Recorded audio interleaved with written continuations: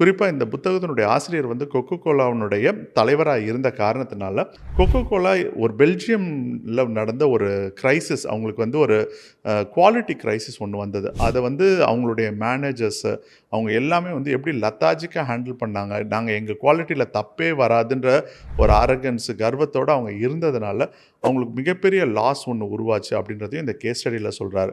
அதேமாரி general Motors வந்து அவங்களுடைய கார்ஸ்ல 1960ஸ்ல வந்து ஒரு மேஜரா சேஃப்டி டிஃபெக்ட் ஒண்ணு இருந்தது.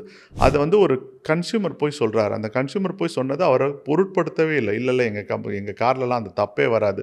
நீங்க தான் தப்பு பண்றீங்க அப்படின்னு. அந்த வாடிக்கையாளர் வந்து ஒரு பெரிய எழுத்தாளராவும் இருந்தாரு. ரஃபேல் நடார்னு அவருடைய பேரு.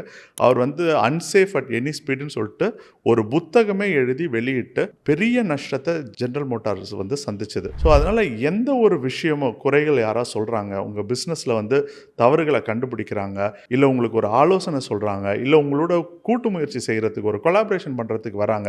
அவங்க சின்ன ஆளா இருக்கலாம், பெரிய ஆளா இருக்கலாம். யாரா இருந்தாலும் நீங்க தான் பெஸ்ட்டு. நாங்க தப்பே பண்ண மாட்டோம். நாங்க யாரோடையும் சேர்ந்து ஒர்க் பண்ண மாட்டோம். அப்படின்ற ஒரு மென்டாலிட்டில இருக்கக்கூடாது அப்படின்றத வந்து இது வலியுறுத்தி சொல்றாரு.